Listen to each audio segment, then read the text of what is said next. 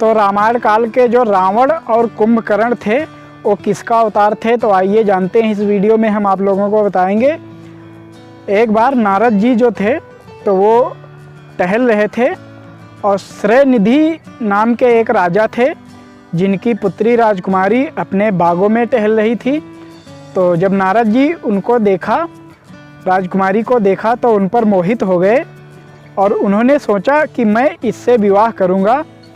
तो विवाह की बात जब उन्होंने सोची तो भगवान भोलेनाथ और भगवान विष्णु ने सोचा कि ये तो नारद मुनि जो हैं तो ये तो बाल ब्रह्मचारी हैं, अगर इन्होंने भी विवाह कर लिया तो तपस्या कौन करेगा। तो उन्होंने एक उपाय सोची और श्रेयनिधि जो थे राजा थे, उन्होंने अपनी बेटी के लिए एक स्वयंवर रचाया। उसमें नारद जी भी गए। तो जब नारद जी गए तो वहाँ पर स्वयंवर में वो भी बैठे थे, लेकिन भगवान विष्णु ने उनका रूप जो था वो वानर का बना दिया था। तो श्रेयनिधि की बेटी राजकुमारी जो थी तो उन्होंने नारद जी से विवाह नहीं किया, किसी और से किया। तो नारद जी क्रोध में आकर भगवान विष्णु को श्राप दिया कि तुम भी त्रेता युग में मानव अवतार में दर दर भटकोगे और वनवास काटोगे और तुम्हारी सहायता के लिए वानर आएंगे। तो वानर का रूप भगवान विष्णु ने दिया था उनको, नारद जी को। तो इस कारण भगवान विष्णु को श्राप दिया नारद जी ने।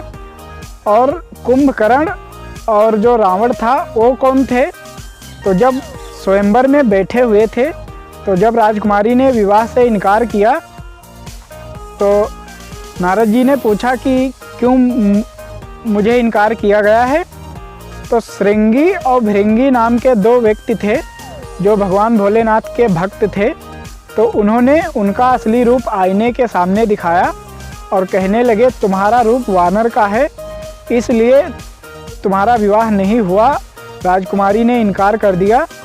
तो श्रृंगी और भृंगी को भी नारद जी श्राप दिए और कहने लगे तुम ब्राह्मण कुल में जन्म लोगे, लेकिन तुम्हारी आदतें राक्षसी होंगी और त्रेता युग में तुम रावण और कुंभकर्ण के नाम से जाने जाओगे। तो इस कारण कुंभकर्ण और जो रावण था तो त्रेता युग में जन्म लिया। तो रावण और कुंभकर्ण का अवतार श्रृंगी और भृंगी जो थे तो वो भगवान भोलेनाथ के भक्त थे। इसी कारण कुंभकर्ण और रावण जो था भगवान भोलेनाथ का त्रेता युग में भी। तो श्रृंगी और भृंगी जो थे तो भगवान भोलेनाथ के बहुत प्रिय भक्त थे। इस कारण जब रावण और कुंभकर्ण का जन्म हुआ, उन्होंने दूसरा जन्म लिया, तो वो भी भगवान भोलेनाथ के भक्त थे और भगवान भोलेनाथ की भक्ति करते रहते थे। तो इस कारण उन्होंने धरती पर राक्षस जन्म लिया ब्राह्मण कुल में, लेकिन उनकी आदतें जो थी वो राक्षसी थी। और नमस्कार दोस्तों, स्वागत है हमारे एक और न्यू ब्लॉग में। अगर वीडियो अच्छा लगा हो तो एक लाइक करें, चैनल पर पहली बार आए हैं तो चैनल को सब्सक्राइब करें ताकि रामायण कथा की अनसुनी कहानी हम आप तक लाते रहेंगे। तो ये थी कहानी कि रावण और कुंभकर्ण किसका अवतार थे, पुनर्जन्म में क्या थे। तो आप लोगों ने इस वीडियो में जाना। मिलते हैं किसी अगले वीडियो में। मेरा नाम संदीप राजपूत है और आप देख रहे हैं संदीप राजपूत ब्लॉग्स। मेरा यूट्यूब चैनल का नाम है संदीप राजपूत ब्लॉग्स। तो मैं अपने चैनल पर रामायण कथा की अनसुनी कहानी आप तक लाता रहता हूं। तो चैनल को सब्सक्राइब ज़रूर करें ताकि ऐसी ही कहानी के लिए, और वीडियो अच्छा लगा हो तो वीडियो को लाइक ज़रूर करें ताकि मिलते हैं अगले वीडियो में और रामायण कथा की अनसुनी कहानी हम आप तक लाते रहेंगे। तो रावण और कुंभकर्ण किसका अवतार थे, हमने इस वीडियो में आप लोगों को बताया।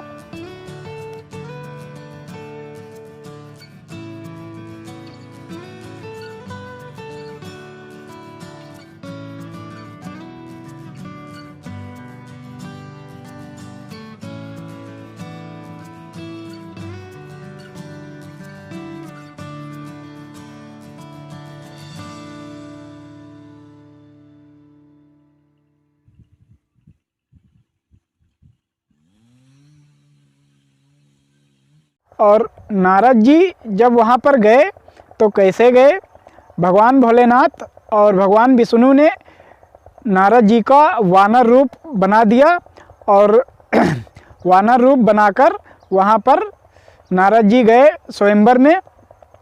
और भगवान भोलेनाथ के दो भक्त थे, श्रृंगी और भृंगी। श्रृंगी और भृंगी जो थे वो भगवान भोलेनाथ के बहुत ही प्रिय भक्त थे।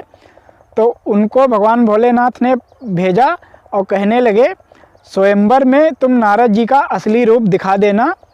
तो साधु बनकर वो श्रृंगी और भृंगी उस स्वयंवर में गए। तो जब राजकुमारी ने नारद जी से विवाह करने के लिए इनकार किया तो नारद जी ने पूछा क्यों मुझसे विवाह नहीं करोगी। तो राजकुमारी ने कहा तुम्हारी शक्ल वानर